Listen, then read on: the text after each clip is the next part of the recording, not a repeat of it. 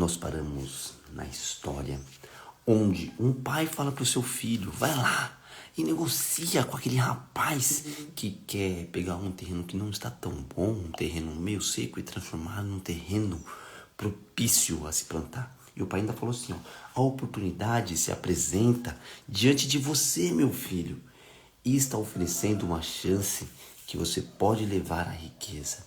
Imploro-lhe, não adie as coisas. Procure amanhã mesmo, meu filho, o meu amigo, e combine com ele para pagar 10% dos seus ganhos de investimento.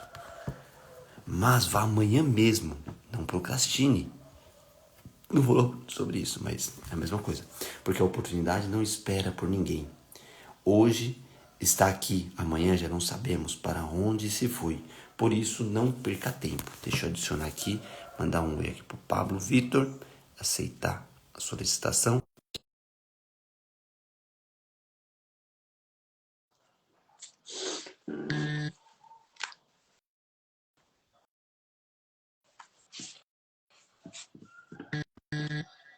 Bom dia! Qual será a resposta? E também a obediência, né? Ou aceitar um bom conselho de um pai idoso que já viveu muito e sabe as dificuldades de se fazer esse montante de riqueza.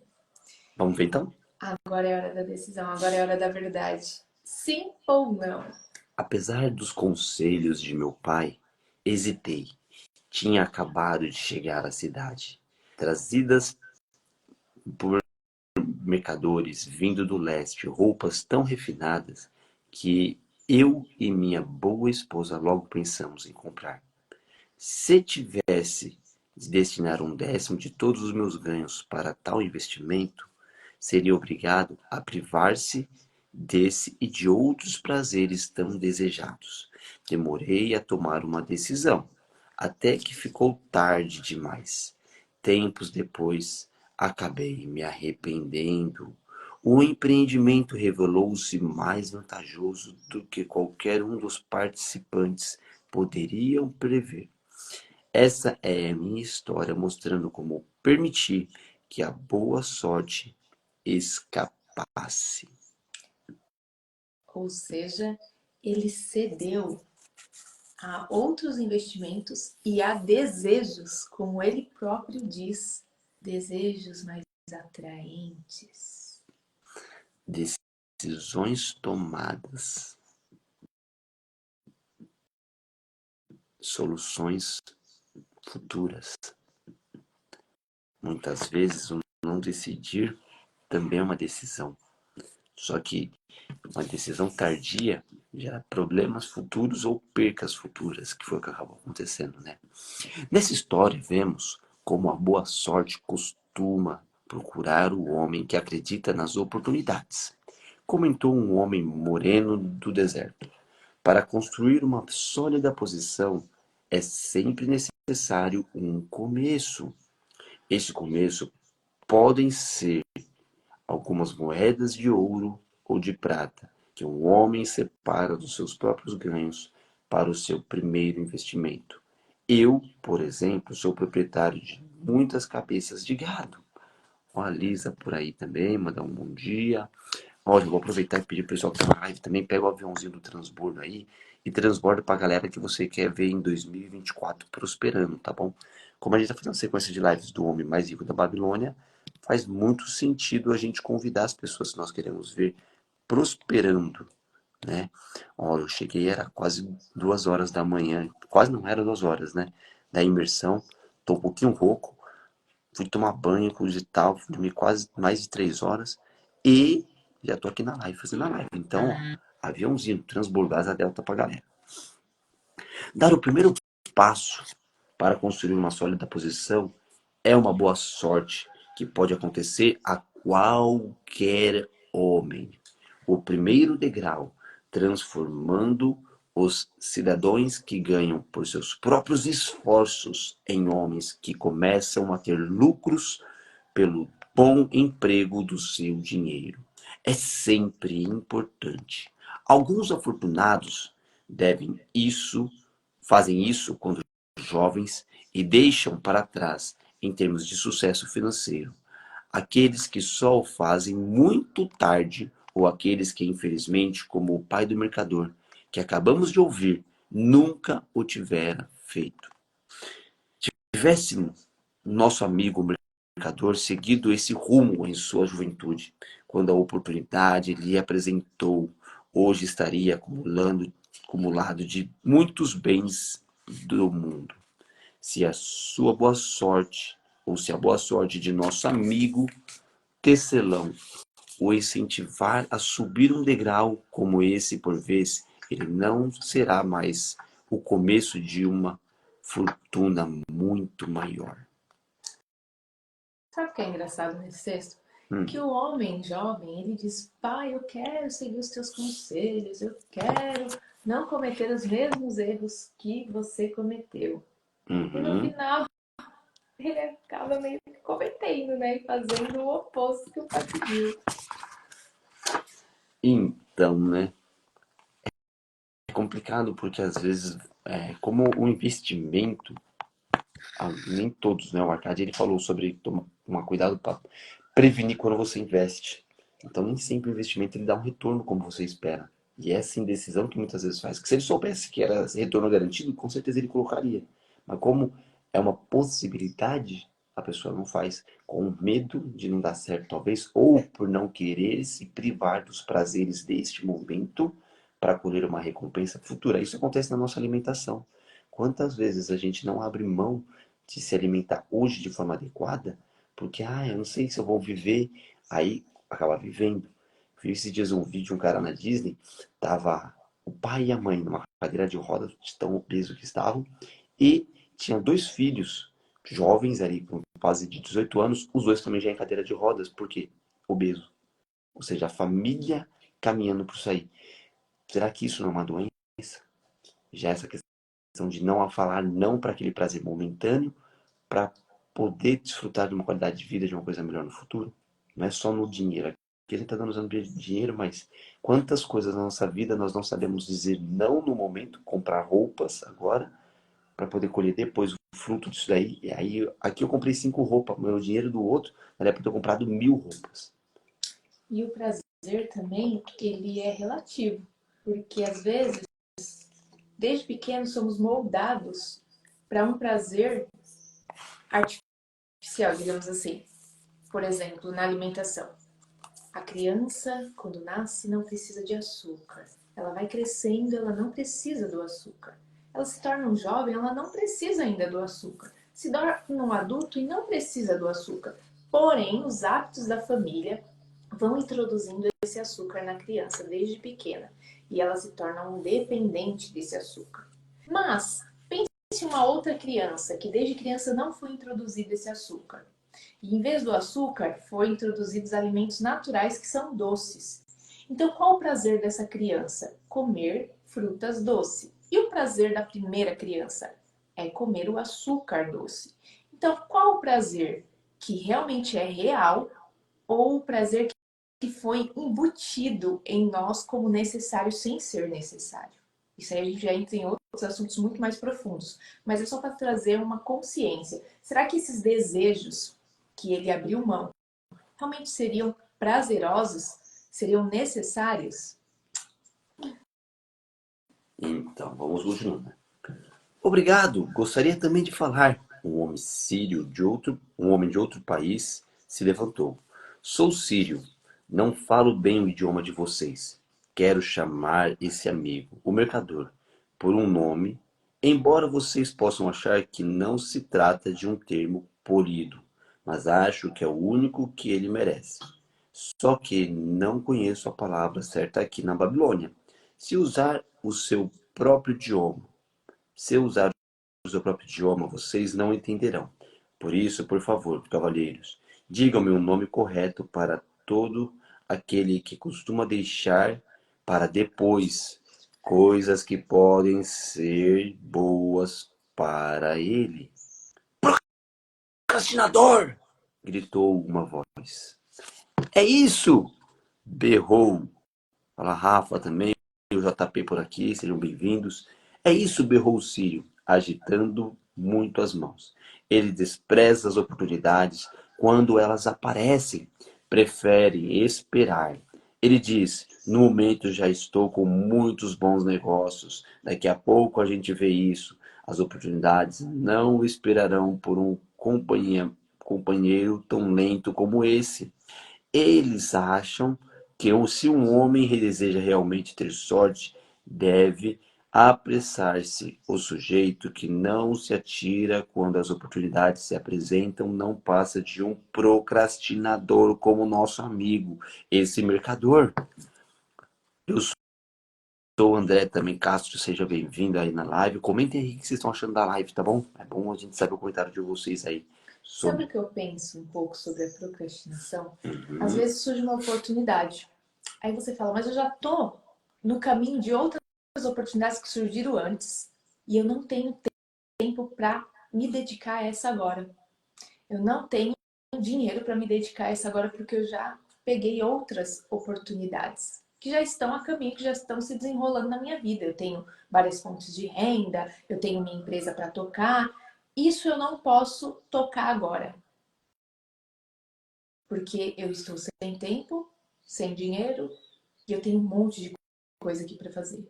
Aí eu fico pensando, a oportunidade vai continuar vindo, várias outras vão continuar vindo. A pessoa tem que ter essa ciência.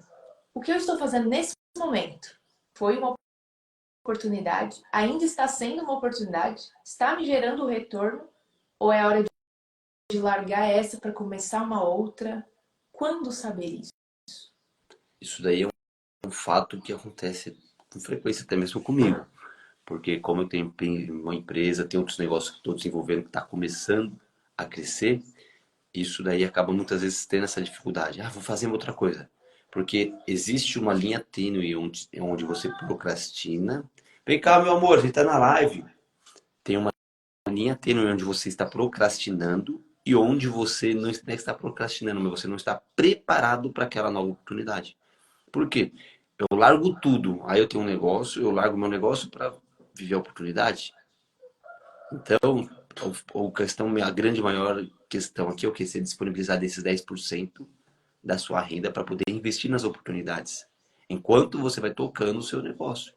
É isso que é o malabarismo, né? Que ele fala procrastinação, mas tem casos que a procrastinação ela acaba, né, não sendo de todo um mal.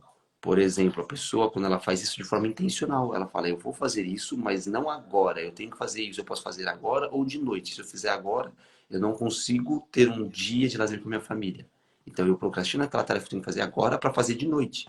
Mas eu vou fazê-la e eu faço isso de forma intencional. Então não Ah, seria procrastinação, seria um planejamento? exatamente. Então Só que não é para mas procrastinação. algumas pessoas vão dizer que isso é procrastinação, né? Porque eu não fiz o que eu tinha que fazer agora e eu fui passar o domingo com a família. E aí eu já diria que não. Nesse caso, você optou por dar prioridade em passar o domingo com a família e fazer aquilo que você precisava fazer num período que a família estava dormindo. Isso eu digo, por exemplo, quando tem que fazer projeto.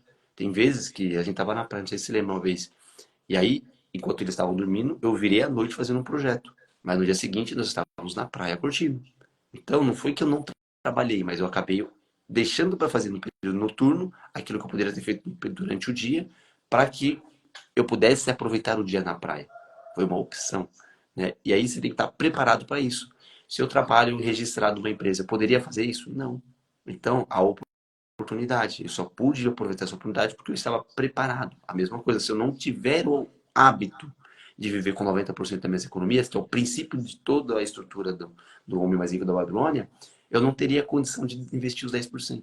E aí você me faz lembrar um princípio de liberdade, né? Como assim liberdade? Poder fazer na hora que eu quero. Se você é um CLT, você não tem essa liberdade de fazer esse arranjo de tempos. E aí existem as janelas de tempo na nossa vida. Espero que você as tenha também. Que são aqueles momentos que você está um pouco mais livre, que você está despreocupado. Nós, como donas do lar, administradoras do lar, temos esses momentos, essas janelas. Por exemplo, você vai cozinhar um feijão. Quando você está preparando o feijão, você não está com essa janela. Mas quando você coloca ele na panela para cozinhar, se abre essa janela de tempo. É um tempo que você não tem nada a fazer, a não ser esperar o tempo da panela de pressão. Então, dentro dessa janela, você pode colocar atividades que talvez você teria pouco tempo para fazer em outra hora. Isso acontece muito na técnica que eu realizo, que é o do meu pote, que é uma técnica de cozimento em pote de vidro, que fica conservado fora da geladeira, fora do congelador, você deixa lá na prateleira. Para comer é só abrir, esquentar e comer. Então, o que eu faço? Eu cozinho todos nessa janela de tempo que eu tenho. Um dia da semana, um dia que eu não tenho muita tarefa, eu cozinho vários potes. E aí, depois eu só abro durante a semana, na hora do almoço, na hora do jantar. Eu não preciso cozinhar nem descongelar, já tá tudo prontinho, é só pegar, esquentar e comer.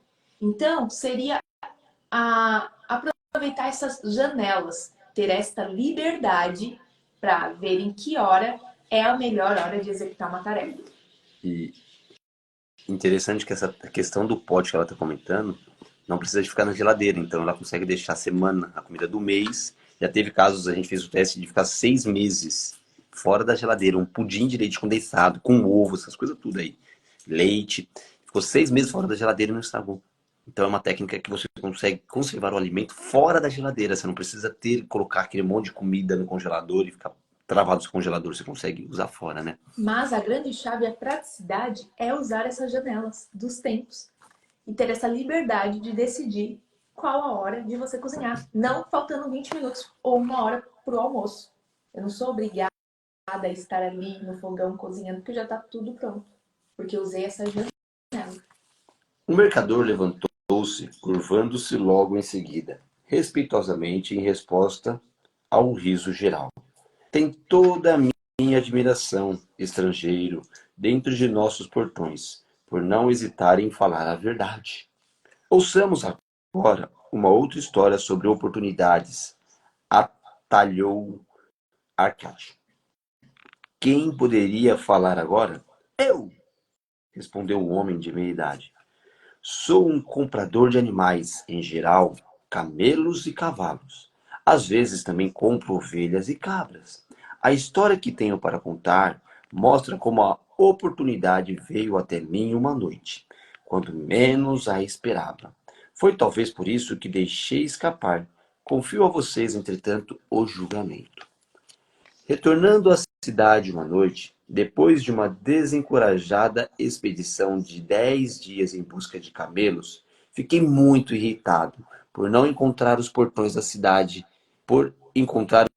cidade fechados e trancados, enquanto meus escravos armavam a tenda para a pernoite, que seria passado com pouca comida e sem água. Aproximei-me de um fazendeiro idoso, que, como nós, achava-se fora das muralhas. Mandar um oi aqui pro José, pro Fusco, pro Ed Santos também e pro Vitor aí. Honrado senhor, dirigiu-se ele a mim. Por sua aparência, julgo estar falando com um comprador. Se eu estiver certo, muito me agradaria vender-lhe o mais excelente rebanho de ovelhas a um preço ótimo. Ai de mim, minha esposa encontra-se de cama, ardendo de febre. Preciso voltar o mais depressa possível. Compre minhas ovelhas para que eu e meus escravos montemos em nossos camelos e partamos imediatamente. Estava tão escuro que eu não podia ver o rebanho, mas pelos banidos imaginei que deviam ser bastante grandes. Havendo consumido inutilmente 10 dias à procura de camelos, fiquei contente em fazer negócio com ele. Em sua ansiedade, o homem acabou fixando um preço bem interessante. Aceitei, sabendo que meus escravos podiam conduzir o rebanho através dos portões da cidade pela manhã e vendê-los com um lucro substancioso. Fechado o negócio, ordenei aos escravos que trouxessem a tocha, a fim de contarmos o rebanho, que, segundo as declarações do fazendeiro, tinha 900 cabeças. Não vou sobrecarregá-los, meus amigos, com a narração de nossas dificuldades para contar esses animais cansados, mortos de fome e de sede. Isso se revelou uma tarefa impossível.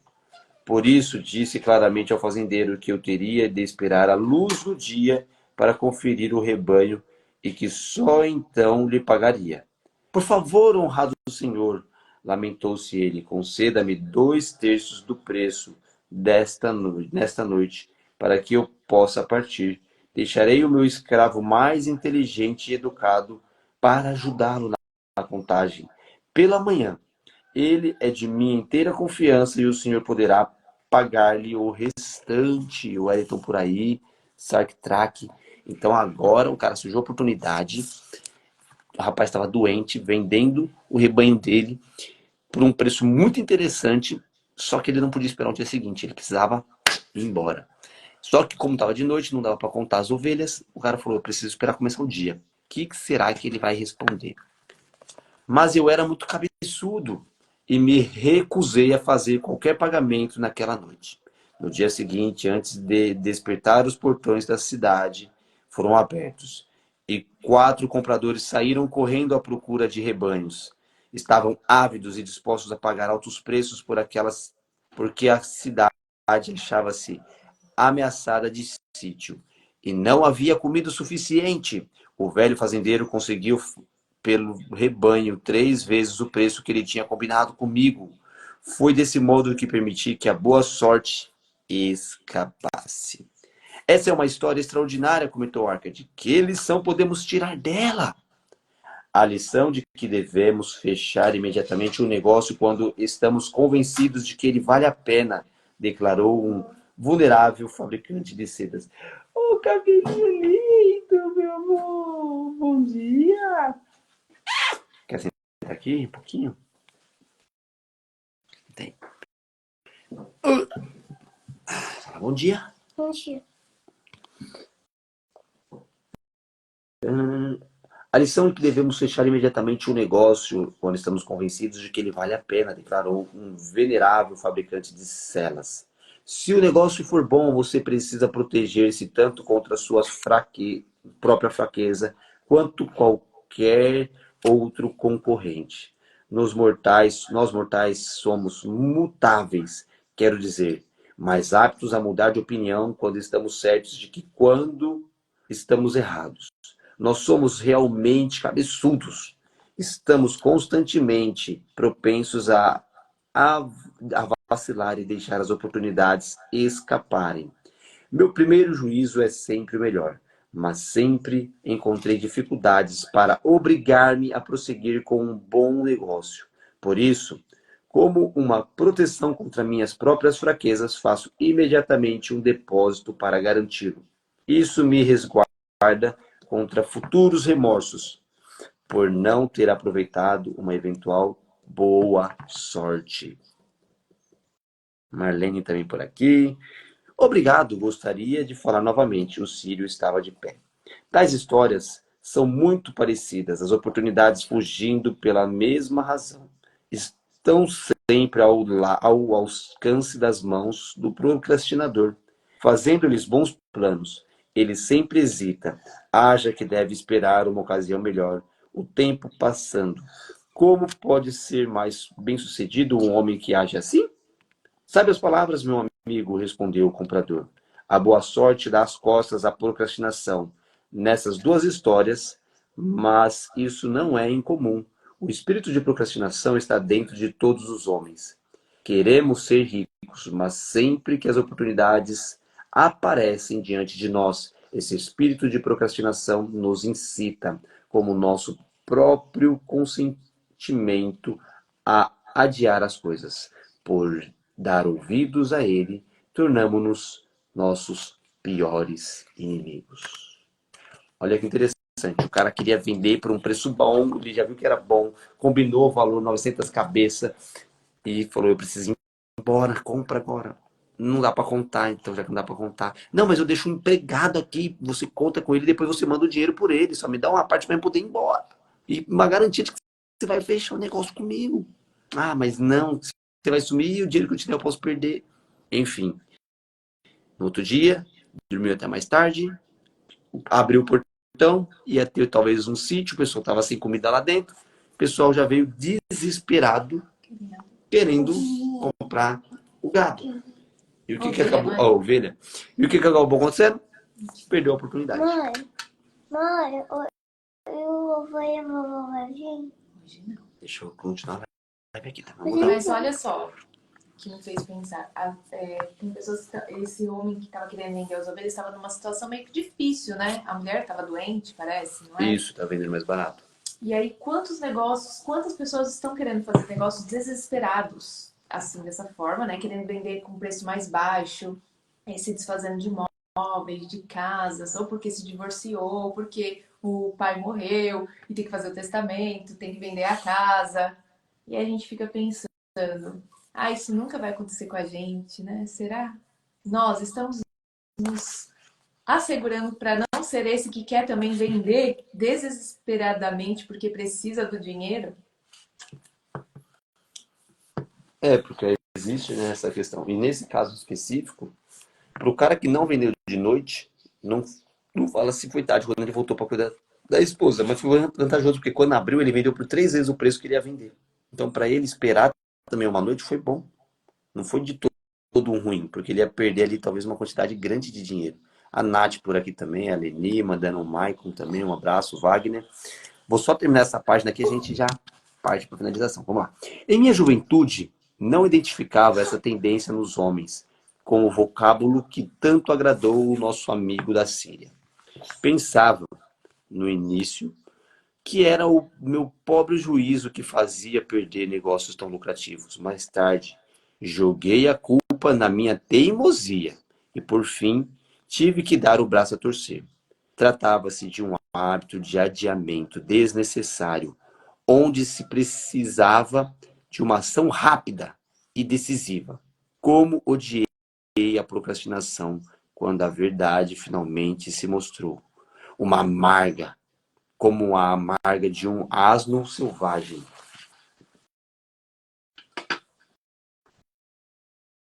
Preso a uma carroça, fugi desse inimigo do meu sucesso. Agora gostaria de fazer uma pergunta ao senhor mercador. Era o Sírio outra vez. Você usa roupas finas que em nada se parecem com as de um homem pobre e fala como um homem bem-sucedido. Conte-nos, você ainda dá ouvidos à procrastinação? Será que acaba um dia? Ou um hábito instalado com sucesso permanece eternamente? Como o comprador, nosso amigo, respondeu o mercador. Eu também acabei por reconhecer a procrastinação e bani-la. Decisão tomada, sucesso resolvido, futuro resolvido. Decisão tomada agora, futuro resolvido. E esse hábito é um hábito que acontece com muitas pessoas dentro da insegurança, dentro de bloqueios emocionais isso acontece, para a gente não tomar as decisões. Eu também acabei por reconhecer a procrastinação e bani-la. Para mim, ela provou ser uma inimiga, pois me observava, esperando ver frustradas minhas realizações. A história que contei é apenas uma dentre as muitas outros exemplos similares que podiam ser citados para mostrar como isso me desviou de minhas oportunidades. Depois que compreendemos, não é difícil superar tal coisa. Nenhum homem permite voluntariamente que o ladrão roube suas sacas de cereais. Tampouco permite voluntariamente que o inimigo seduza seus clientes ou roube seus lucros. Quando uma vez percebi que meu inimigo estava praticando ações como essas, subjuguei-o com determinação.